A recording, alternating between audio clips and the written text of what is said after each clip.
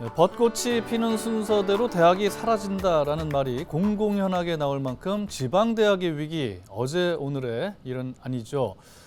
지역사회 곳곳에서 지방대를 살려야 한다라고 한 목소리를 내고 있습니다마는 문 닫는 학교는 끊임없이 발생을 하고 있는 게 현실입니다.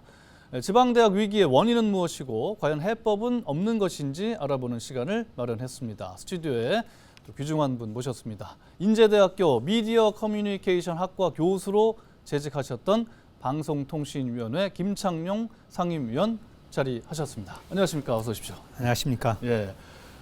아니 위원님이 이제 교수 생활을 지방대에서 인제대가 이제 김해에 있는 거 아닙니까? 20년을 하셨으니까 네. 누구보다도 더 잘할 것 같아서 모셨습니다.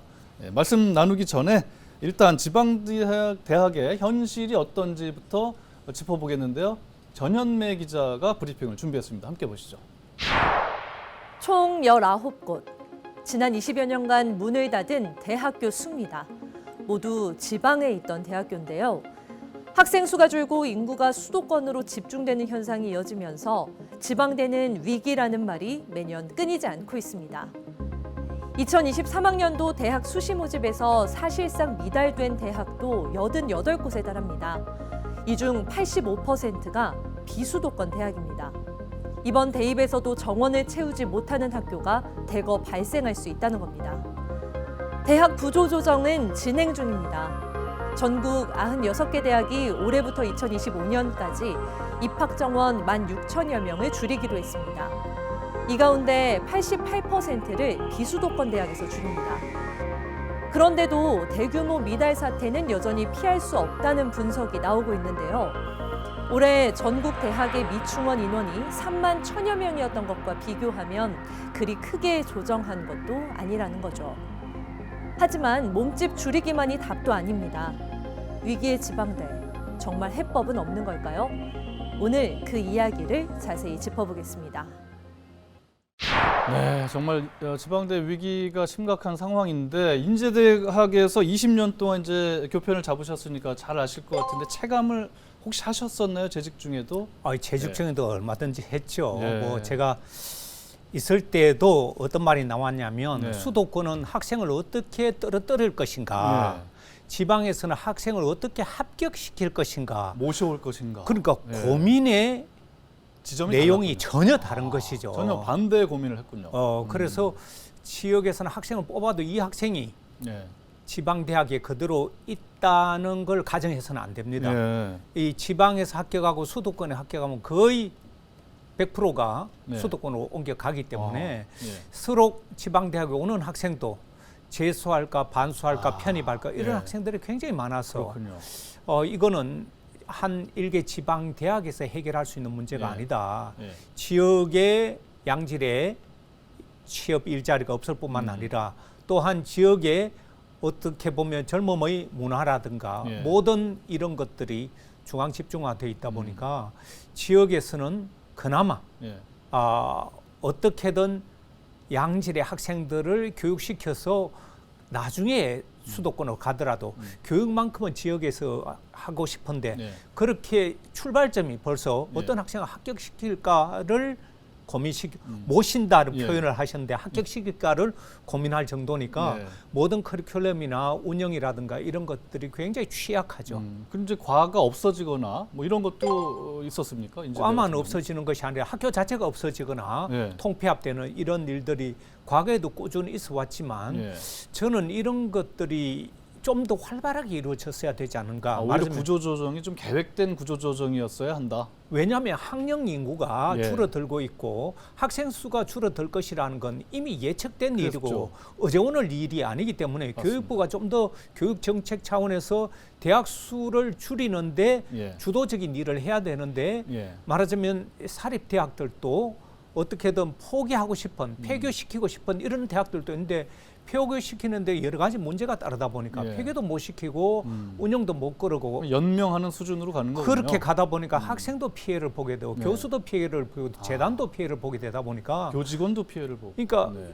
저는 정부에서 교육부에서 왜 이런 식으로 일을 하고 있는지 저는 일단은 지역 대학이나 지방자치단체 차원에서의 문제가 아니다 보니까 이거는 중앙부처에서 해야 되는데 재정 지원 제한 대학 이런 식으로 해서 자연스럽게 지원을 끊는 대학. 끊는 대학이 나왔지만 그러면서도 한편으로는 지원을 계속 해주고 이러다 보니까 지역에 있는 대학들을 그야말로 숨통을 숨만 쉬게 해주는 건가요? 해주는 그런 정도로 하다 보니까 계속 끌고 오다 보니까 문제가 더 커지고 멀쩡한 대학들도 헤매게 되고 없어져야 될 대학들은 없어지지 않고 그 문제가 장기적으로 이제 이어져 온 것이죠. 그래서 사실 이 문제가 어제 오늘 문제는 아닌데요. 저는 앞으로가 더 문제라고 생각합니다. 그러네요. 지금 학령 문제 인구가 계속 매년 지금 있죠. 이번에 3만 1,000명 모자랐다고 하는데 더 줄어들게 되기 때문에 지금 지방 대학들은 정말 위기 상황에 놓여 있다 이렇게 진단해야 될 것 같습니다. 대학 지방대 위기가 이제 비단 학교만의 문제는 아닌 것 같아요. 지방대학이 하나가 문을 닫게 되면은 그 지방대가 위치해 있는 지역까지 큰 타격을 받지 않습니까? 가장 먼저 지역 상권이 타격을 받죠. 상권, 그렇죠. 그 젊은 학생들이 점심 시간이나 식사 시간이나 어떤 뭐 식당도 때 있을 거고, 식당과 스포츠 놀이 시설도. 여러 가지 시설들이 부대 시설들이 굉장히 많고요. 하숙집도 있을 거고요. 최소한 그 대학 주변에 한 1,000개의 상가, 그 직간접적인 영향은 1,000개의 상가가 문을 닫는다고 할 정도로 한 지역이 황폐화됩니다. 그걸 잘 보세요. 지금 보면 지방 대학들이 수도권에 이제 대학을 세울 수 있으니까 지역의 대학의 문을 닫고 수도권으로 옮겨가는 그런 현상이 또 벌어지다 보니까 지역 상권 상가들이 데모를 하고 못 가게 하고 그래도 대학이 살아남기 위해서는 수도권을 가는 어떻게 보면 이 불균형이 더 심화되는 이런 모습으로 가게 돼서 지역의 사망, 지역의 소멸 시대를 지역 대학이 문을 닫으면서 더 가속화시키는 거죠. 가속화시키는 거예요. 이거 지역 그 대학 지방 대학의 위기가 정말 그 구조적으로 우리 사회에 미치는 영향이 상당히 크기 때문에 우리가 관심을 갖고 대책을 마련해야 될 것 같은데 뭐 실제로 조금 더 들여다보면은 이제 경북의 한 대학교는 신입생이 입학을 했는데 입학한 과가 없어져 가지고 난감해하는 그런 이제 학생들도 있었다고 해서 저희가 한번 인터뷰로 한번 들어봤습니다. 함께 보시죠. 제 구조에 보면은 학사 구조 개편 시 구성원들의 의견을 수렴해야 된다라고 나와 있는데 구성원들의 의견이 수렴되지 않고 이제 학사 구조 개편이 진행이 되었고 본캠, 분캠 다 통틀어서 음악과는 한국음악과밖에 없기 때문에 솔직히 특별 전과는 정말 의미가 없다고 생각을 하고요.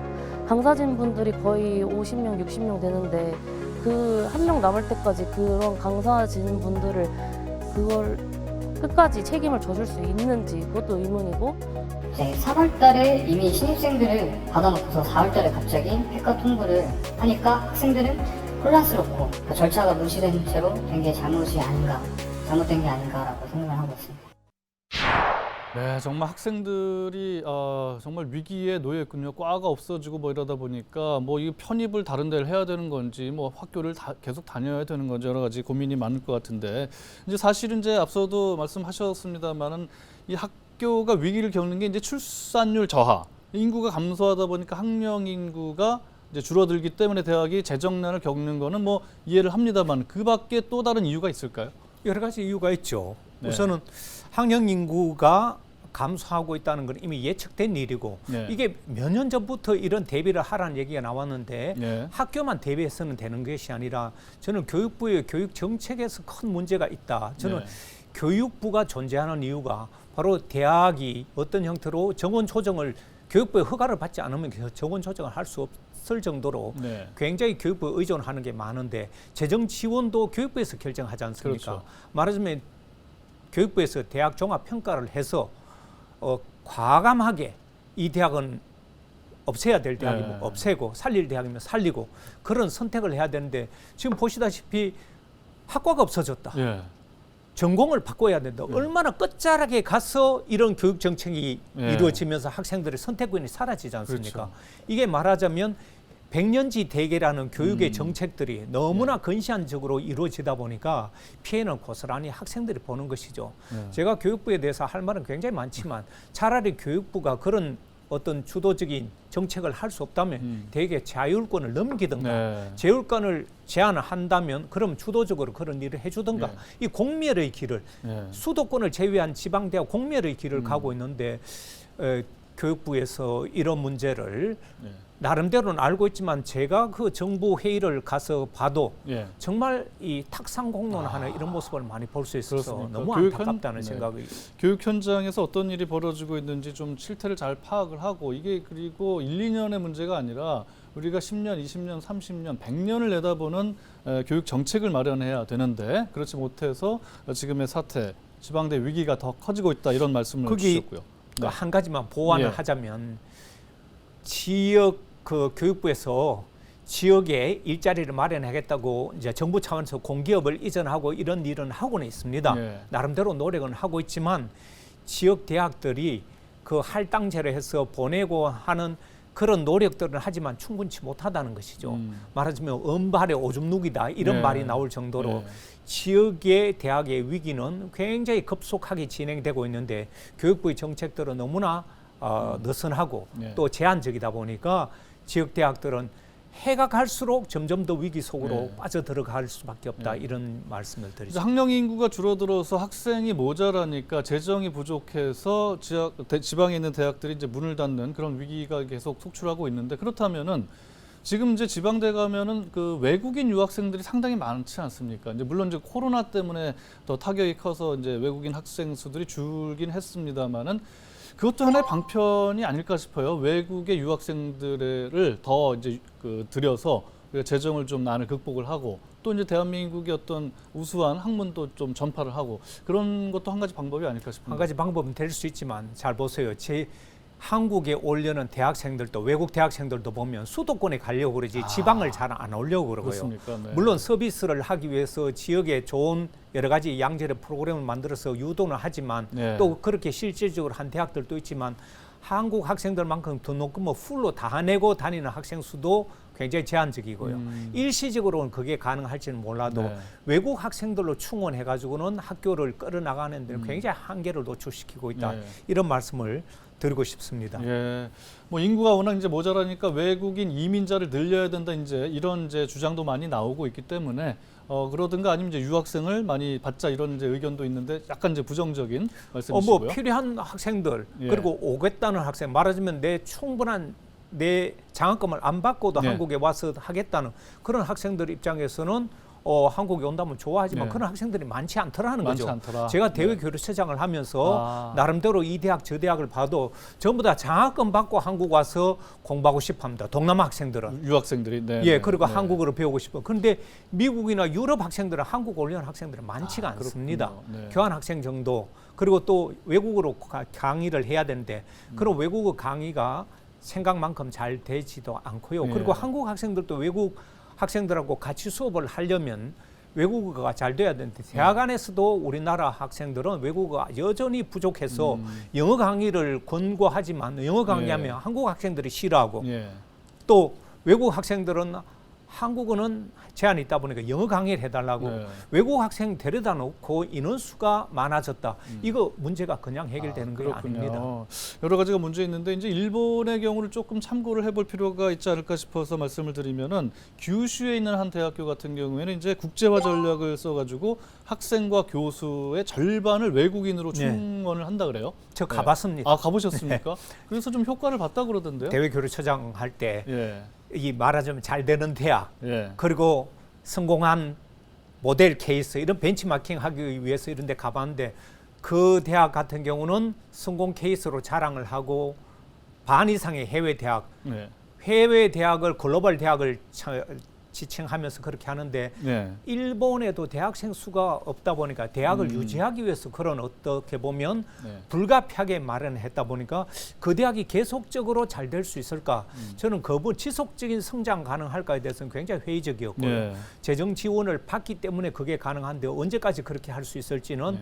굉장히 어렵다. 우리나라 같은 경우는 과연 저런 식의 모델을 한국에도 가능할까? 네. 거기에 대해서는 굉장히 아 회의적이었고요. 그렇군요. 우리는 우리 방식의 모델을 삼아야 되는데 일단 기본적으로 한국은 대학이 너무 많습니다. 너무 많습니까? 미국에 비하면 어떻습니까? 미국은 인구가 3억 3천 정도 되는데 미국은 대학이 한 400여 개 남짓 네. 되는데 우리는 인구가 한 5천여만 되는데 대학 수가 한 400여 개 되니까 비슷하네요. 숫자는. 대학 숫자는 비슷합니다만 인구 대비 우리가 훨씬 많은 편이네요. 훨씬 많은 것이죠. 구조 조정이 필요하긴 하겠군요. 많이 필요합니다. 너도 나도 대학을 다 만들다 보니까 정말 무늬만 대학인 그런 대학들도 많다 보니까 대학 진학률이 우리가 워낙 높지 않습니까? 대학 진학률이 세계에서 가장 높습니다. 교육열이 워낙 높다 보니까. 저는 뭐 그건 좋지만 대학을 가서는 안 될 사람들이 전부 다 대학을 가는 그런 경우도 있습니다. 90%가 대학을 가고요. 앞으로 지금 학생 수가 모자라서 전 학령 인구가 전부 다 대학을 가도 뭐 그래도 이제 정원 미달이 생겨요. 미달이 생길 정도니까 이거는 저는 나라의 건강한 발전을 위해서도 보시면 유럽 같은 데서는 대학을 갈 사람과 직업 교육을 갈 사람, 사회의 가치관이 다 청와돼 있기 때문에 선택이 그렇게 획일적이지 않습니다. 그리고 내가 대학을 못 갔기 때문에 취업하거나 장가 시집가는데 문제가 생긴다. 그런 인식 자체가 없습니다. 근데 우리는 이런 인식의 전환, 심지어 대학을 가도 인서울대학 안 가면 안 되는 이런 인식이 심어져 있다 보니까 획일화된 우리 국민들의 가치관도 굉장히 저는 문제가 심하다. 그래서 대학만 보지 마시고 우리나라 국민들이 이 획일화된 가치관과 사회에서도 지방대학을 멀리하는 이런 문화, 전통 이런 것들이 덩달아 지방대학을 더 어렵게 만들고 있다. 이런 점을 꼭 말씀드리고 공감 싶습니다. 가는 말씀입니다. 인식의 전환이 필요하다 이런 말씀을 주셨고요. 그렇다면 이제 아까 그 교육부가 취해야 될 정책에 대해서는 많이 말씀을 해주셨는데 지방정부 그러니까 지방자치단체도 이 지방대학의 위기 관리를 위해서 뭔가 할 일이 있지 않겠습니까? 어떤 일을 해야 된다고 보세요? 저는 지방자치단체가 지역 분권화에 앞장서기 위해서는 지방자치단체장을 잘 뽑아야 되고 물론 그렇겠죠. 그런 사람들이 지역에 있는 대학들과 협조체제, 협력체제가 잘 갖춰져야 됩니다. 어느 지역에나 봐도 이 지방자치단체와 지역의 거점 대학들이 성공 모델을 하기 위해서는 이 서로 콜라보가 잘 돼 있거든요.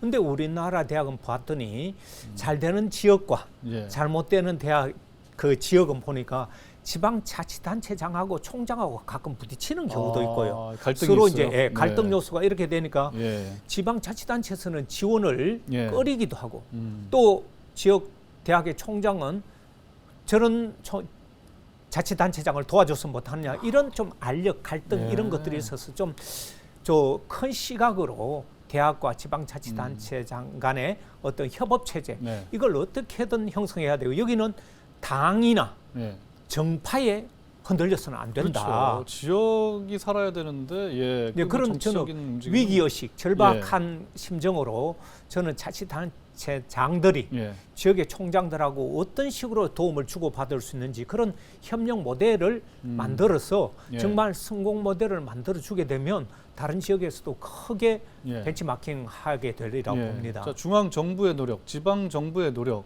그리고 이제 끝으로 대학 자체의 어떤 자구 노력도 필요하지 않겠습니까? 바로 그 점입니다. 중요할 것 같아요. 저는 같은 교수 입장에서도 저는 교수 직종이 가장 사회화가 안 된 직종이라고 비판을 들을 정도로 교수들끼리 합의가 잘 안 됩니다. 그런데 이거는 죽고 살기의 문제도 학생이 걸린 문제라서 교수님들도 일정 부분은 학교의 어떤 정책, 말하자면 폐과를 해야 된다거나 아니면 전공을 바꿔야 된다거나 여기에는 대성적인 차원에서 좀 따라야 줘야 되는, 양보해 줘야 되는 그런 의견을 하는데 제 이런 의견은 소수 의견입니다. 자기는 이제 대학 교수 아니라고 저런 소리 하느냐 이런 얘기를 하는데 저는 있을 때부터도 그런 얘기를 쭉 했거든요. 그런데 보면 대학 당국에서 이런저런 결정을 할 때도 학과나 교수님들의 반발 이런 것들이 너무 커서 구조 조정이 안 되는 거로 그러니까 카르텔 같은 것도 형성이 돼 있고 왜냐하면 교수님들은 자기 직위과 자기 생계가 걸려 있기 때문에 섣불리 양보 못 합니다. 쉽게 말하면 자기 밥그릇이 걸려 있는 바로 거죠. 그 점인데 그래서 저는 그런 부분이 좀 더 자유롭게 퇴로를 마련해 주도록 교육부에서 예를 들면 폐교를 시키면 학생들을 그렇게 이제 인근 학교에 보내듯이 교수들도 그런 살아갈 수 있는 방편을 마련해주면 폐교를 시킬 수가 있는데 그런 부분에 있어서 디테일이 제대로 안 되고 있습니다. 그러네요. 결국 이제 지방대 위기라는 것이 따져보면 이제 수도권 집중, 그다음에 이제 일자리가 수도권에 몰려 있고 지방대를 졸업을 해도 그 지역에 일자리가 없고 여러 가지 그 복합적인 문제가 아닐까 싶어요. 이런 문제들을 좀 잘 해결하기 위해서 말씀하신 것처럼 중앙정부, 그다음에 지자체, 또 대학 당국의 노력이 세 가지가 한 가지가 더 있습니다. 더 있습니까? 네, 한 가지는 뭐 중앙정부의 역할이지만 네. 지금 보시다시피 대학의 등록금이 전부 다 동결돼 있습니다. 그렇죠. 못 올리고 있습니다. 네. 상황은 점점 더 어려워지고 있는데 네. 대학은 투자를 하고 싶어도 이런 그 예산 그 등록금이 동결되어 있다 보니까 그런 자율성도 없고 그래서 네.